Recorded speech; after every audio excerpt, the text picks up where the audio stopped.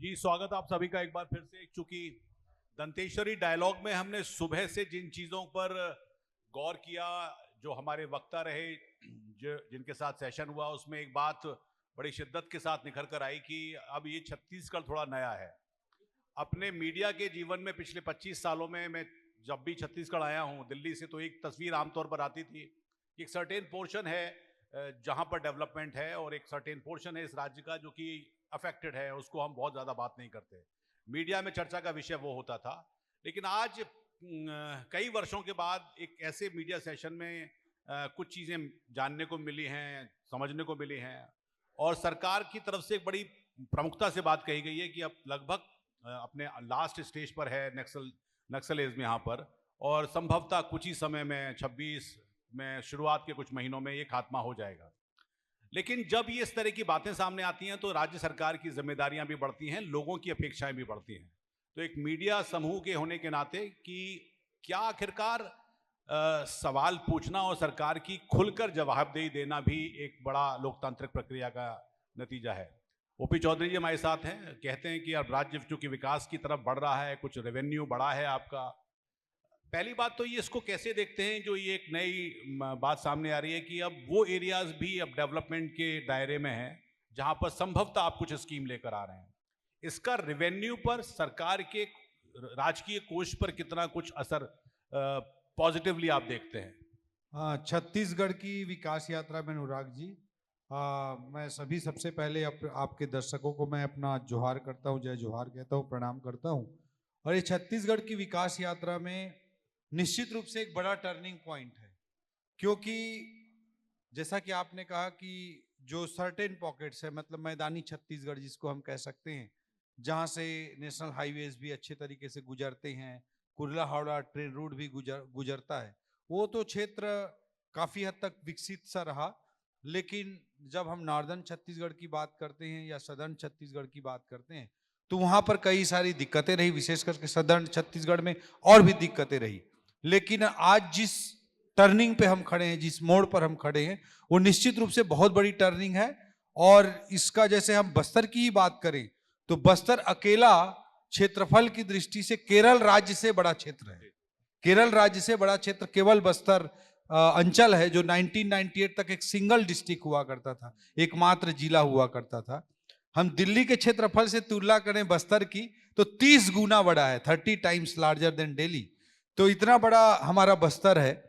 और वहां पर अगर नक्सलिज्म आज आदरणीय अमित शाह जी के लीडरशिप में, हमारे मुख्यमंत्री जी के लीडरशिप में जब समाप्त हो रहा है, तो वहां की जो अपॉर्चुनिटीज हैं, वहां की जो संभावनाएं हैं, वो बहुत ही यूनिक तरह की संभावनाएं हैं और बहुत बड़ी संभावनाएं हैं, जो स्टेट के जीएसडीपी के लिए, स्टेट की इकोनॉमी के ग्रोथ के लिए भी बहुत महत्वपूर्ण है। विशेष करके पूरे छत्तीसगढ़ का 44% हिस्सा फॉरेस्ट का है। बस्तर के संदर्भ में मैं बात करूं तो 80-90% हिस्सा फॉरेस्ट एरिया है। तो उसके कारण कुछ चुनौतियां भी हैं, क्योंकि स्केयर्ड पॉपुलेशन रहता है, बहुत बिखरा हुआ पॉपुलेशन रहता है। वहां तक सड़क पहुंचाना, बिजली पहुंचाना, पब्लिक कम्युनिटीज पहुंचाना ज्यादा कठिन होता है। कई सारे चैलेंजेस भी हैं, but at the same time आप इमेजिन करिए कि वहां पर इतने अद्भुत वन संपदा वहां पर स्थित है। वहां पर टूरिज्म की कितनी ज्यादा संभावनाएं हैं, कल्चरल टूरिज्म की, इको टूरिज्म की। अभी आपको पता ही होगा कि धुड़मा रास वहां पर जो गांव है बस्तर में हमारे, उसको यूनाइटेड नेशन के वर्ल्ड टूरिज्म ऑर्गेनाइजेशन ने दुनिया के बेस्ट 20 टूरिज्म विलेजेस के रूप में सेलेक्ट किया है। जो कांगेर वैली नेशनल पार्क है, उसको यूनेस्को ने वर्ल्ड हेरिटेज साइट के रूप में अभी लास्ट ईयर ही सेलेक्ट किया है। इस तरह की हमारी वहां पर टूरिज्म संभावनाएं हैं, इतनी अपार वन्य संपदा है वहां पर, माइनर फॉरेस्ट प्रोड्यूसर्स के प्रोसेसिंग की अपार संभावनाएं हैं। और जो इससे भी बड़ी बात है, जो आज ऑर्गेनिक फार्मिंग इतना बड़ा तेजी से उभर करके आ रहा है कि एग्रोकेमिकल्स के कारण जिस तरह से कैंसर स्प्रेड हो रहा है all among the world, all across the world, जिस तरह से कैंसर स्प्रेड हो रहा है एग्रोकेमिकल्स के कारण, तो ऑर्गेनिक फार्मिंग एक बहुत ही बड़े और नए थीम के रूप में उभर रहा है। हम सब देश भर में चर्चा करते हैं कि सिक्किम ऐसा राज्य है जिसने पूरे राज्य ने अपने आप को ऑर्गेनिक स्टेट घोषित कर रखा है। जी। मैं आपको बताना चाहूंगा एक छोटा सा फैक्ट कि हमारे बस्तर में आज की तारीख में 7 जिले हैं, उनमें से एक जिला दंतेवाड़ा है। दंतेवाड़ा का 70% एग्रीकल्चरल एरिया ऑर्गेनिक सर्टिफाइड हो चुका है, जो पूरे केरल राज्य के, जो पूरे सिक्किम राज्य के टोटल एग्रीकल्चरल एरिया से ज्यादा बड़ा है। तो बस्तर में ऑर्गेनिक फार्मिंग की क्या संभावनाएं हैं, इसका सहज आकलन आप कर सकते हैं। और इन सबके अलावा जो सबसे बड़ी बात होगी आने वाले समय में, वो एयर क्वालिटी इंडेक्स की बात होगी कि आज दिल्ली से, आप लोग में से बहुत सारे लोग दिल्ली से आए हैं, AQI बड़े, और जो AQI एयर क्वालिटी इंडेक्स है, जिस तरह से 300-400 से आपका फेफड़ा सफर करते हुए यहाँ आया है, तो आप नवा रायपुर में ही जो हमारा नया ग्रीन फील्ड सिटी बना है, कैपिटल सिटी, आप देख रहे होंगे यहाँ 28% एरिया इस शहर का, नवा रायपुर का ग्रीन एरिया है। एयर क्वालिटी इंडेक्स 50-60 के आसपास AQI इंडेक्स है। तो वैसी स्थिति में बस्तर का इमेजिनेशन करिए। कोई आज से 20 साल पहले बोलता कि बॉटल में पानी पिएंगे तो शायद कोई नहीं मानता। आज से आगे के 15-20 साल के बारे में हम इमेजिन जरूर कर सकते हैं कि जहां का एयर क्वालिटी इंडेक्स बेहतर होगा, वहां लोग घंटे के लिए भी पैसा चुकाने को तैयार होंगे। वो पोटेंशियल भी बस्तर के पास है। नहीं, पर ये तो आपको एक हेरिटेज में मिलेगा, एक लेगेसी में मिलेगा, क्योंकि अब वहां से नक्सल चला जाएगा। सरकार की योजनाएं क्या है? एक जमाने में सुनते थे कि SEZ बनाती है, क्या पोस्ट नक्सल कोई ग्रीन या इकोनॉमिक जोन बनाने की कुछ ऐसी योजना हो सकती है? एक चीज और भी याद रखनी चाहिए कि पूरा नक्सलिज्म इस बात पर चला कि जल, जमीन और जंगल को हम, ये सरकार या तमाम उद्योगपति खराब करेंगे, यहाँ पर आ जाएंगे। तो सरकार भी उस तरफ को सेंसिटिव है कि वो जो सेंसिटिविटी है आदिवासियों की, जनजाति समाज की, वो भी ना बिगड़े। इसके लिए क्या प्लान है? हाँ, निश्चित रूप से बस्तर की सोसाइटी बड़ी फ्रेजाइल सोसाइटी है, मैं भी मानता हूँ। कल्चरली बहुत ही यूनिक है और उनके अपने सेंटिमेंट्स भी हैं। उसको समझकर ही सरकार को अपनी पॉलिसी बना करके हम सबको आगे बढ़ने की जरूरत है। और निश्चित रूप से ये वहाँ पे जो भी डेवलपमेंट मॉडल होगा, वो माइनर फॉरेस्ट प्रोड्यूस पर बेस्ड, फॉरेस्ट पर बेस्ड, और वहाँ पे जो पानी है, वहाँ के पानी को हम कैसे सिक्योर करें, इंद्रावती का इतना पोटेंशियल भरा क्षेत्र है, वहाँ एग्रीकल्चर को हम कैसे डेवलप करें, इन सब के इर्द गिर्द हमारा पूरा फोकस होना चाहिए। वहाँ की जो कल्चरल सेंसिटिविटी है, उसको भी हमको फोकस करके काम करने की जरूरत है। जैसे हम एजुकेशन ही अगर वहाँ पे बस्तर में लेकर जाते हैं, तो मतलब मैं तो बोलता था वहाँ पे दंतेवाड़ा में, जब मैं कलेक्टर के रूप में काम करता था 2011 से 2013 तक, लगभग मैं 2.5 साल बतौर कलेक्टर काम किया, तो मैं देखा जब कि वहाँ पे बच्चों को, वहाँ के लोकल डायलेक्ट गोंडी हल्बी को, वहाँ की जीवन संस्कृति को, और हमारे एजुकेशन सिस्टम पर ही मुझे रोना आया। एक टॉर्चर सा फील हुआ कि जिन लोगों ने जीवन भर झरने का पानी पिया, उनको हम न का नल पढ़ा रहे हैं। जिन्होंने पूरा जीवन जंगल में गुजारा, उसे ग का गमला पढ़ा रहे हैं। ऐसे एक तरह से मैं बोलता हूं कि हमारा एजुकेशन सिस्टम जो हमने उस पर जो बिना सोचे समझे डालने की कोशिश की, वो एक तरह का टॉर्चर टाइप का भी होता है। हमने इस तरह की सेंसिटिव पॉइंट्स को भी ध्यान में रखते हुए काम किया। हमने पूरा अल्फाबेट ही चेंज कर दिया, गोंडी हल्बी और उनके जीवन शैली पर आधारित। अ का अर मतलब रास्ता, आ का आक मतलब पत्ता, ई का इत्ता मतलब इमली, ई का ईरू मतलब महुआ, लाइक दैट। तो इस तरह से चीजों को हमको समझने की जरूरत है, इन डेप्थ समझने की जरूरत है, उनके कल्चरल एस्पेक्ट्स को, उनके एजुकेशनल एस्पेक्ट्स को, उनके डेवलपमेंटल एस्पेक्ट्स को, और उसके अकॉर्डिंगली हमको स्ट्रेटजी बनाने की जरूरत है। मैं इतना कह सकता हूं कि चाहे नरेंद्र मोदी जी का देश के लिए लीडरशिप हो, चाहे हमारे विष्णुदेव साय जी का प्रदेश के लिए लीडरशिप हो, दोनों बहुत ही सेंसिटिव, संवेदनशील नेतृत्व हैं, और बस्तर की जरूरतों को ध्यान में रखते हुए वो निश्चित रूप से उसी दिशा में आगे बढ़ते हुए काम करेंगे। बस्तर नो डाउट बहुत इंपॉर्टेंट जगह है, लेकिन छत्तीसगढ़ राज्य को देखते हुए एक इमेज, एक बड़ा क्लीशे इमेज भी है कि छत्तीसगढ़ आदिवासी जनजातीय समाज, अगर वो नक्सलिज्म से बाहर आएंगे तो उनको हम थोड़ा बहुत सरकारें देंगी। लेकिन आज जब मोबाइल पेनिट्रेशन बहुत ज़्यादा है, AI का पेनिट्रेशन भी हो रहा है, सरकार की दीर्घकालिक योजनाएं किस तरह की हैं आपकी? मतलब क्या ये खनिज संपदा इंडस्ट्रियलाइज ही स्टेट रहेगा, या इसमें कुछ डाइवर्सिफिकेशन भी है, कुछ और इनोवेशन है, IT को क्षेत्र में कुछ करने की योजनाएं हैं? मतलब ये चूंकि डाइवर्सिफिकेशन के क्षेत्र में कुछ कुछ आपकी योजना? बहुत ही इंपॉर्टेंट पॉइंट आपने रेज किया अनुराग जी। जब हमारे छत्तीसगढ़ की इकोनॉमिक स्ट्रक्चर को देखते हैं, हमारे छत्तीसगढ़ के GSDP के कंपोजिशन को हम देखते हैं, तो एक टोटली डिफरेंट दिखाई देता है। जहां देश में सर्विस सेक्टर का कंट्रीब्यूशन GDP में 55% का होता है, हमारे प्रदेश में बड़ी मुश्किल से वो 35% के लगभग है। स्टेट की जीएसडीपी में सर्विस सेक्टर का कंट्रीब्यूशन। हमारा सेकेंडरी सेक्टर ऑब्वियसली मजबूत है, प्राकृतिक संसाधनों के कारण, कोयला है, पावर है, लोहा है, सीमेंट है, तो कोर सेक्टर तो मजबूत है, सेकेंडरी सेक्टर मजबूत है। But at the same time आपने जो क्वेश्चन रेज किया है कि उसी रूप में क्या जाना जाता रहेगा छत्तीसगढ़ को, नहीं, उसी रूप में ना जाना जाता रहे, इस दृष्टिकोण से एक बड़े विजन के साथ छत्तीसगढ़ अंजोर विजन 2047 का एक विजन डॉक्यूमेंट बना करके मुख्यमंत्री जी के नेतृत्व में हमारी सरकार डाइवर्सिफाई करने की दिशा में भी तेजी से आगे बढ़ रही है। कोर स्ट्रेंथ जो हमारा है उस पर तो काम हो ही रहा है, होता रहेगा, but at the same time उसको डाइवर्सिफाई करने के डायरेक्शन में बहुत तेजी से काम हो रहा है। जैसे मैंने सर्विस सेक्टर का इंडिकेशन किया कि भाई हमको एम्प्लॉयमेंट जनरेट करना है, छत्तीसगढ़ की युवा भाई बहनों के लिए रोजगार अगर क्रिएट करना है तो निश्चित रूप से हमको सर्विस सेक्टर को प्रमोट करना पड़ेगा। कोई लोहे का कोई इंडस्ट्री लगता है तो 1 करोड़ के इन्वेस्टमेंट पे ऑन एन एवरेज 2-3 रोजगार ही पैदा हो पाते हैं। वहीं कोई टेक्सटाइल लगता है कि कोई हॉस्पिटैलिटी सेक्टर आगे बढ़ता है या मेडिकल केयर का सेक्टर आगे बढ़ता है तो 1 करोड़ की इन्वेस्टमेंट पे 50-50, 60-60 तक के एम्प्लॉयमेंट जनरेशन होते हैं। तो इसलिए लेबर इंटेंसिव मैन्युफैक्चरिंग को और सर्विस सेक्टर को प्रमोट करने की दिशा में हमारी नई इंडस्ट्रियल पॉलिसी, यहाँ पर हमारे CSIDC के चेयरमैन साहब भी बैठे हुए हैं, नई इंडस्ट्रियल पॉलिसी सनराइज सेक्टर जो है, न्यू इमर्जिंग सेक्टर्स जो हैं, उनको बहुत तेजी से प्रमोट कर रही है। और ऐसे सेक्टर्स को जो नॉन पॉल्यूटिंग हैं या लेस पॉल्यूटिंग हैं और जो more and more job creation वाले फील्ड हैं उसको हम प्रमोट कर रहे हैं। पूरी इंडस्ट्रियल पॉलिसी की फिलॉसफी ही 2024 में हमने चेंज कर दी। पहले इंडस्ट्रियल पॉलिसी में जो सब्सिडीज मिलते थे उसका आधार होता था कि आप 2000 करोड़ इन्वेस्टमेंट करेंगे तो ये छूट मिलेगी, 3000 करोड़ इन्वेस्टमेंट करेंगे तो ये छूट मिलेगी। अभी हमने कर दिया कि छत्तीसगढ़ के युवा भाई बहनों को अगर 1000 जॉब देंगे तो ये छूट मिलेगी, 2000 जॉब देंगे तो ये छूट मिलेगी। जो लोकल पॉपुलेशन को भी एड्रेस करना है, लोकल पॉपुलेशन को भी एड्रेस करना है और मेनली जॉब क्रिएशन को एड्रेस करना है कि इंसेंटिव का जो आधार पहले निवेश का अमाउंट होता था उसके जगह में job creation, more and more job creation को हमने ज्यादातर चीजों में उसका आधार बनाया है। और जैसे हॉस्पिटैलिटी का सेक्टर है, टूरिज्म का सेक्टर है, उसको भी इंडस्ट्री का दर्जा दिया है। टूरिज्म के सेक्टर में इन्वेस्टमेंट पर भी कैपिटल सब्सिडी दी जा रही है, बहुत तरह की सब्सिडियां दी जा रही हैं। तो ये सारी चीजों को प्रमोट किया गया है। जैसे नवा रायपुर में आज हम बैठे हुए हैं, इसको बहुत तेजी से वेडिंग डेस्टिनेशन के रूप में, सेंट्रल इंडिया के one of the best wedding destination के रूप में हम इमर्ज करने की कोशिश कर रहे हैं, इसको राइज कराने की कोशिश कर रहे हैं।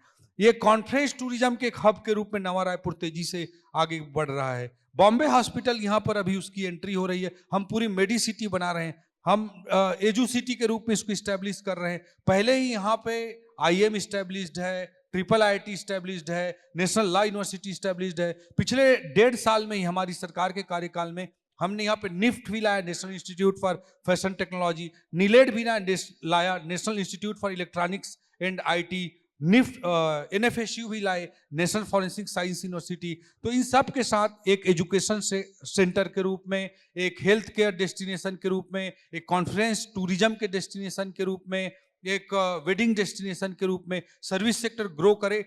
ITs को भी हम प्रमोट करने की दिशा में कोशिश कर रहे हैं। यहाँ पे AI डेटा सेंटर देश का पहला SEZ नवा रायपुर में स्थापित हुआ है। सेमीकंडक्टर का यूनिट नवा रायपुर में आ रहा है। तो इस श्री रविशंकर जी का एक रिक्रिएशनल सेंटर यहाँ पर बनने जा रहा है। सत्य साई हॉस्पिटल यहाँ पर हेल्थ केयर के रूप में नेशनल ही नहीं इंटरनेशनल पहचान बना चुका है। एक ऐसा हार्ट का हॉस्पिटल जिसमें कोई बिलिंग काउंटर ही नहीं है। There is no billing for, आपके खाने के लिए, रहने के लिए भी किसी के लिए वहां बिल नहीं लिया जाता। कंप्लीट ऑपरेशन, कंप्लीट मेडिसिन सब फ्री होता है और 40,000 से ऊपर केसेस वो लोग ऑपरेट कर चुके हैं। तो इस तरह की चीजों को भी हम प्रमोट करने की कोशिश कर रहे हैं। इसके अलावा नए सेक्टर जो डिफेंस है, EV है, इलेक्ट्रिक व्हीकल, क्लीन एनर्जी, इन सब के भी दिशा में बहुत तेजी से एग्रेसिवली ऑनरेबल चीफ मिनिस्टर साहब के नेतृत्व में हम काम कर रहे हैं। एक वित्त मंत्री के तौर पर आप संभवतः बाकी राज्यों को भी स्टडी करते होंगे। जैसे यूपी का एक उदाहरण है कि पहले बहुत क्राइम व्राइम रहता था तो इतने बड़े उद्योग धंधे वहां पर नहीं आते थे, लेकिन पिछले कुछ सालों में वहां क्राइम का रेट बहुत गिरा, तो लिहाजा वहां पर विकास है, रोड्स बन रही हैं। सरकार की इंस्टीट्यूशन खड़े करना सरकार की जिम्मेदारी है, लेकिन प्राइवेट जो प्लेयर्स होते हैं, जो आते हैं, जिससे माना जाता है कि टोटल इकोलॉजी बदल रही है, टोटल इकोसिस्टम बदल रहा है, क्या उसका कुछ चेंजेस अभी हाल फिलहाल में आपने देखा है? मतलब अगर हम नक्सल का प्रॉब्लम खत्म हुआ तो क्या कुछ कॉन्फिडेंस बढ़ा है बाहर के लोगों का यहाँ पे आने में? ओवरऑल सिनेरियो आप कैसा देखते हैं उसको? जो अमित शाह जी के नेतृत्व में, आदरणीय मुख्यमंत्री जी के नेतृत्व में माओवाद का जिस तरह से समापन हो रहा है, तो इससे रिमार्केबल चेंजेस मैं फील कर रहा हूँ। बस्तर को भी मैं बहुत करीब से देखा हूँ, बहुत गहराई के साथ उसको समझने की कोशिश करता हूँ। न केवल बस्तर में, पूरे छत्तीसगढ़ के लिए इन्वायरमेंट में चेंज हो रहा है। पहले चाहे टूरिज्म हो, चाहे इन्वेस्टमेंट हो, तो उसमें परसेप्शन प्रॉब्लम सबसे बड़ा प्रॉब्लम के रूप में इमर्ज होके आता था। हम लोग तो अभी भी याद है कि जैसे मैं रहने वाला रायगढ़ का हूँ, रायगढ़ की दूरी दंतेवाड़ा से लगभग 700 किलोमीटर दूर है। लेकिन मैं अगर दिल्ली बॉम्बे में कहीं बोलूंगा कि मैं छत्तीसगढ़ रायगढ़ से आया हूं, तो लोग मुझे ठीक से देखेंगे कि बोलने लगे कि नक्सलिज्म का ठीक तो है, आपकी जान को खतरा तो नहीं रहता। इस तरह से लोग बात करते हैं। तो ये परसेप्शन प्रॉब्लम बहुत ही डेंजरस होता है। चाहे वो ताड़मेटला में, सुकमा डिस्ट्रिक्ट के ताड़मेटला में घटना हो रही हो, चाहे अबूझमाड़ के अंचल में घटना हो रही हो, वो छत्तीसगढ़ जो आप लोग मीडिया में बोलते हैं, तो उससे फिर ऐसा परसेप्शन जाता है कि पूरे छत्तीसगढ़ में माओवाद अफेक्टेड है। लोग तो कई बार एयरपोर्ट पे, कई मेरे दोस्त आए एयरपोर्ट पे रायपुर के उतरे, और हमारे वीआईपी रोड में हम जैसे शहर की ओर आगे बढ़े तो दोनों तरफ अच्छे पेड़ लगे हुए हैं, हरियाली मेंटेन किया हुआ है रायपुर ने। तो लोग बोलने लगे कि ये जंगली एरिया तो नहीं है, यहाँ से फायरिंग तो नहीं हो जाएगी, ऐसे भी लोग सोचते थे। तो ये जो परसेप्शन प्रॉब्लम है, ये टूरिज्म के लिए, इन्वेस्टमेंट के लिए, दोनों के लिए बहुत प्रॉब्लमेटिक होता है। तो जो निश्चित रूप से अब माओवाद समापन की ओर आगे बढ़ चुका, समापन हो जाएगा सशस्त्र नक्सलवाद का, लेकिन इससे जो परसेप्शन है वो तेजी से चेंज हो रहा है, और थोड़ा समय भी लगता है लोगों को कॉन्फिडेंस अर्जित करने में। बट मुझे लगता है कि इन्वेस्टर सेंटीमेंट के पॉइंट ऑफ व्यू से और टूरिस्ट के सेंटीमेंट की दृष्टि से ये बहुत ही बड़ा टर्निंग पॉइंट होगा। वैसे एक सलाह है कि ऐसे कॉन्क्लेव और कराइए, 5 जन को बार बार बुलाइए, थोड़ा खर्चा करिए, मीडिया आएगा दिल्ली से तो परसेप्शन बदल जाएगा आपके बारे में कि देखिए अब छत्तीसगढ़ बदल गया है, थोड़ा और आपको खर्चा करना पड़ेगा। निश्चित रूप से अभी लिट फेस्टिवल, लिटरेचर फेस्टिवल होने जा रहा है हमारे नवा रायपुर में ही। आप लोग पांचजन्य के पूरे परिवार को मैं बहुत बहुत धन्यवाद देता हूं। सभी जर्नलिस्ट जो हमारे छत्तीसगढ़ से बाहर से आए, उन सबको मैं वेलकम करता हूं। और निश्चित रूप से जो पहली बार आए होंगे, उनको लगा होगा कि कितना खूबसूरत लैंड है और कितने संभावनाओं से भरा लैंड है। तो इस तरह के इवेंट्स मैक्सिमाइज करने की हम लगातार कोशिश कर रहे हैं। मैं हमारे प्राइम मिनिस्टर साहब को और होम मिनिस्टर अमित शाह जी को धन्यवाद देना चाहता हूं कि उन्होंने डीजीपी कॉन्फ्रेंस पूरे देश का अभी अभी कुछ दिन पहले हमारे नवा रायपुर में ही कंडक्ट किया। नीति आयोग अपने कई सारे कॉन्फ्रेंसेस यहाँ पर आयोजित कर रहा है। तो हमारा टारगेट है कि आने वाले समय में कॉन्फ्रेंस टूरिज्म के एक हब के रूप में डेवलप हो। उससे न केवल यहाँ की इकोनॉमी को बूस्ट मिलेगा, बल्कि लोगों का सेंटिमेंट भी बदलेगा। अभी कल ही इंडिया अफ्रीका का इंटरनेशनल मैच इसी नवा रायपुर में होने जा रहा है। अगले महीने इंडिया न्यूजीलैंड का T20 मैच होने जा रहा है। तो we are focusing on such things जो आप बोलना चाह रहे हैं कि लोगों के, बाहर के लोगों की आवाजाही बढ़े और इस जगह के परसेप्शन को लेकर पॉजिटिविटी क्रिएट हो, ताकि इन्वेस्टर सेंटिमेंट और इकोनॉमी के पर्सपेक्टिव से, टूरिज्म के पर्सपेक्टिव से, और जो भी नेगेटिविटी है उसको काउंटर करने में मदद मिले। एक चीज और, मतलब ये तो बड़ी अच्छी बातें आपने बताई कि हम अच्छे राह पे चल रहे हैं।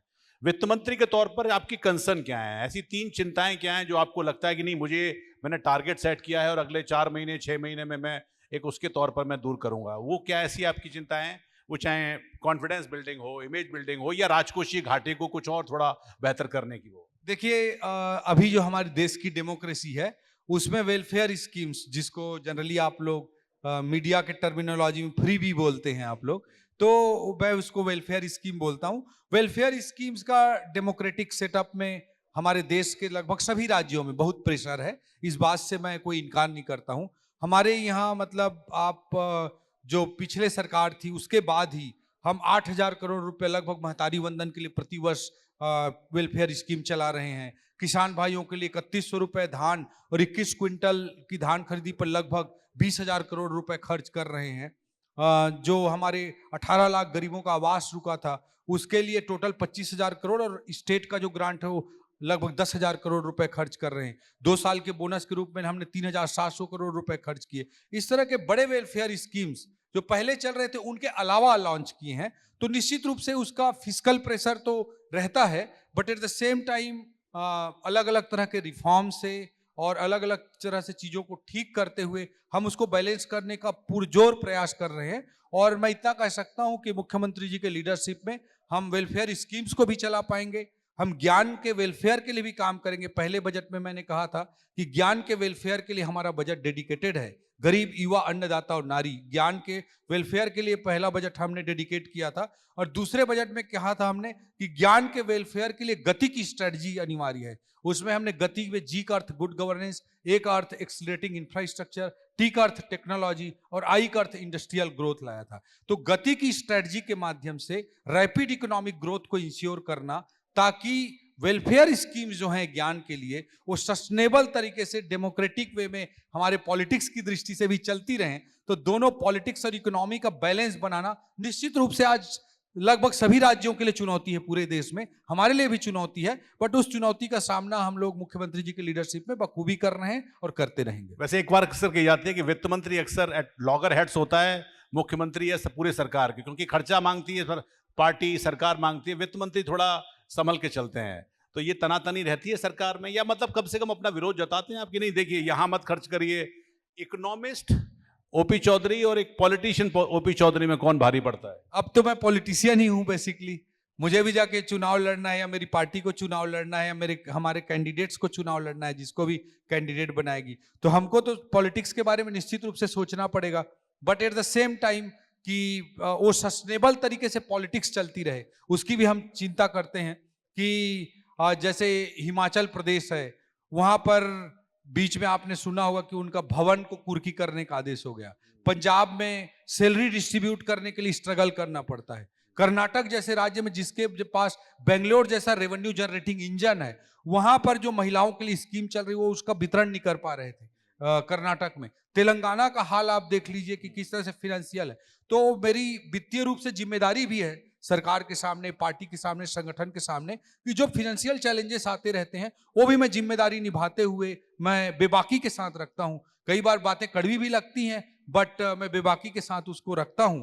और फिनांस डिपार्टमेंट का काम सरकार में गेटकीपर का होता है, तो गेटकीपर को तो कई बार कुछ चीजें बोलनी ही पड़ती हैं। But at the same time हम पॉलिटिशियन और एक पॉलिटिकल पार्टी का मैं कार्यकर्ता हूं, तो वो मेरी पहली जिम्मेदारी बनी। वैसे मीडिया रिपोर्ट है कि राजकोषीय घाटा थोड़ा बेहतर है आजकल की, कुछ अच्छी रिपोर्ट्स हैं, उसके बारे में ये रिपोर्ट सही है क्या कि थोड़ा बेहतर कर रहा है राज्य in terms of revenue generation? ये इसके बारे में क्या आपकी हमारी स्टेट के लिए बोल रहे हैं? आपकी स्टेट निश्चित रूप से बहुत सारे रिफॉर्म्स आए। पहले तो क्या था, सिस्टमेटिक करप्शन था कांग्रेस के समय में। यहाँ कोई ब्लेम गेम की मैं बात नहीं करना चाहता, but you can study the facts कि जैसे एक्साइज डिपार्टमेंट हो चाहे जीएसटी डिपार्टमेंट हो, सब जगह चोरी चकारी भरी पड़ी हुई थी। तो इसलिए हमने सब जगह बेहतर करने के रिफॉर्म्स करते गए हैं। और उसमें जैसे जीएसटी के मामले में हम लास्ट ईयर देश में हाईएस्ट ग्रोथ अचीव करने वाली स्टेट रहे जीएसटी में। इसी तरह से सारे रेवेन्यू फ्रंट पे स्टेट ने अच्छा करने की कोशिश की है। But at the same time I must say कि वेलफेयर स्कीम्स का प्रेशर और भी बड़ा है, तो इसलिए बैलेंस करने में चैलेंज तो रहता ही रहता है। बट स्टेट रिफॉर्म करके फिनेंशियल फ्रंट पर भी बेहतर करने के लिए जितना बेस्ट किया जा सकता है उस पर हम कोशिश कर रहे हैं। But then also lot of challenges are there, I must accept. ये सिस्टमेटिक होता है आमतौर पर, एक कभी कभी जंप आता है, कभी कभी इकोनॉमी बढ़िया करती है, ये कभी कभी इस तरह के फ्लिप्स भी आते हैं, लेकिन ये सिस्टमेटिक है, इसी दिशा में चल रही है, ठीक ठाक है। जो फंडामेंटल्स माने जाते हैं इकोनॉमी के, वो इस हिसाब से।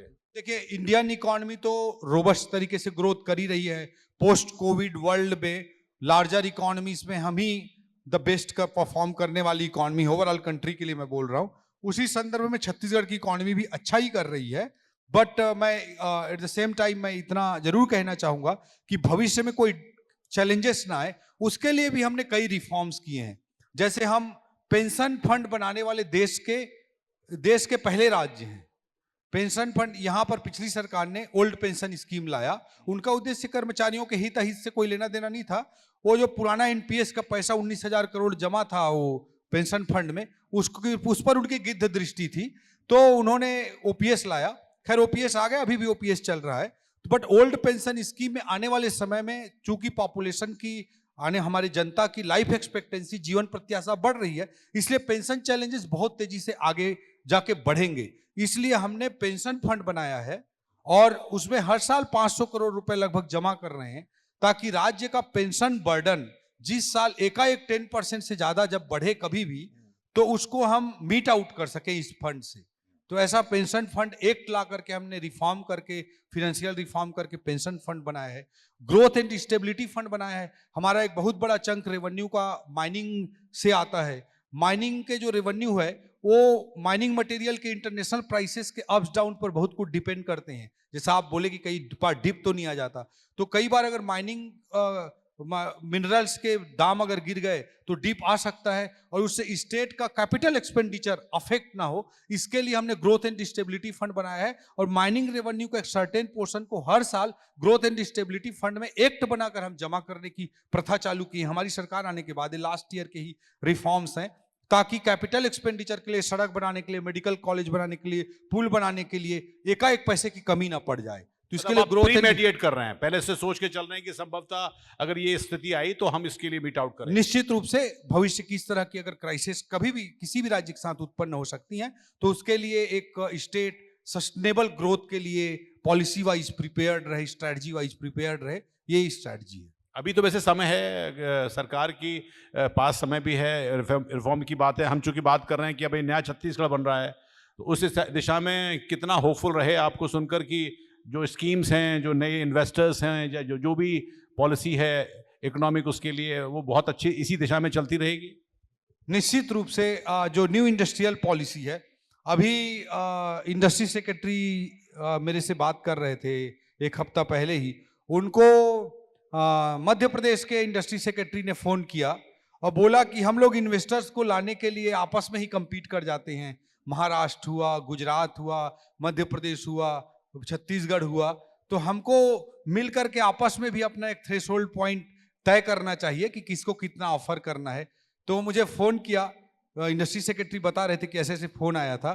तो मैंने बोला कि अगर गुजरात, महाराष्ट्र, मध्य प्रदेश के साथ हमारे को भी उसी लीग में रखा जा रहा है, तो छत्तीसगढ़ जैसे नवोदित राज्य के लिए अपने आप में एक अचीवमेंट है। और नई इंडस्ट्रियल पॉलिसी के बाद इस तरह का इन्वेस्टर सेंटिमेंट है। लगभग 8 लाख करोड़ रुपए के एक्चुअल मटेरियलाइज होने लायक इन्वेस्टर्स के एमओयू साइन हुए हैं, और उस दिशा में तेजी से आगे छत्तीसगढ़ में इन्वेस्टर सेंटिमेंट बढ़ रहा है। और हम बहुत अच्छे तरीके से ईज ऑफ डूइंग बिजनेस हो, इंडस्ट्रियल पॉलिसी हो, बेहतर सब्सिडी प्रोवाइड करना हो, बेहतर जन सुविधा के एक्ट हों, जो कंप्लायंस बर्डन्स हैं उनको कम करने की बात हो, इन सब पर बहुत तेजी से काम कर रहे हैं।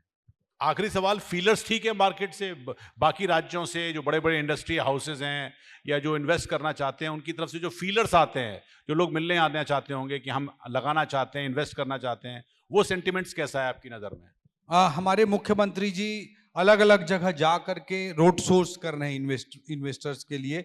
उन्होंने बेंगलोर में किया, दिल्ली में किया, बॉम्बे में किया, जापान में किया, अहमदाबाद में किया, और हर जगह बहुत ही पॉजिटिव रिस्पांस आ रहा है। जैसे मैंने कहा कि यहाँ पे सेमीकंडक्टर के यूनिट लग रहा है, यहाँ पर एआई डेटा सेंटर का एसीजेड इस्टेब्लिश हुआ है, यहाँ पर बॉम्बे हॉस्पिटल आ रहा है, बस्तर जैसे अंचल में भी हॉस्पिटल, टूरिज्म के पॉइंट ऑफ व्यू से इन्वेस्टर्स आ रहे हैं। तो इस तरह से बहुत ही अच्छा इन्वेस्टर सेंटिमेंट है। और प्राइवेट इन्वेस्टमेंट एक बड़ी स्ट्रैटेजी है सरकार की, क्योंकि आजकल जो सरकार का कैपिटल होता है, सरकार के पास पैसा होता है, उसका मेजर चंक तो वेलफेयर स्कीम्स में चला जाता है। और एक डेमोक्रेटिक सेटअप में उसे मैं बुरा भी नहीं मानता। इंक्लूसिव ग्रोथ को इंश्योर करने के लिए वेलफेयर स्कीम्स भी इक्वली इंपॉर्टेंट हैं।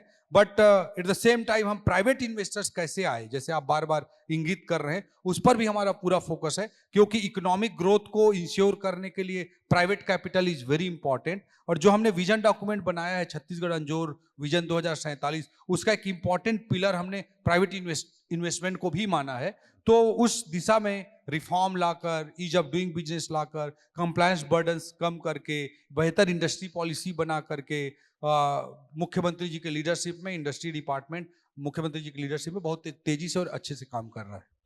बहुत बहुत धन्यवाद और बहुत बहुत शुभकामनाएं आपको। Thank you so much Anurag ji. पूरे पांचजन्य परिवार को भी बहुत बहुत धन्यवाद। आप सभी लोग दिल्ली से चलकर हमारे छत्तीसगढ़ की धरती पर आए, हमारे छत्तीसगढ़ की माटी में, नवा रायपुर की इस अच्छे AQI वाले माटी में आप लोगों का अभिनंदन है। और आप लोगों में से बहुत लोगों का मन किया तो होगा कि हम भी 2-4 लोगों का जरूर कि हम यहाँ सेटल हों। हम तो बीमार पड़ने की स्थिति में आ गए हैं कि यहाँ का जरूर सेटल हों आप लोग।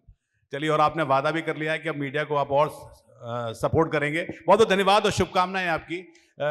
किसी भी राज्य की तरक्की के लिए इम्पोर्टेंट ये भी होता है कि सरकार की नीयत हो, नीति हो, लेकिन सबसे बड़ी इम्पोर्टेंट बात कि राज्य में उस स्थान पर सुरक्षा का माहौल हो। और ये बात तो हम पूरे दिन भर करते रहे हैं कि राज्य में स्थिति बदल रही है, हवा बदल रही है और सुरक्षा का माहौल लौटा है। आपका बहुत बहुत धन्यवाद। धन्यवाद। जय जोहार।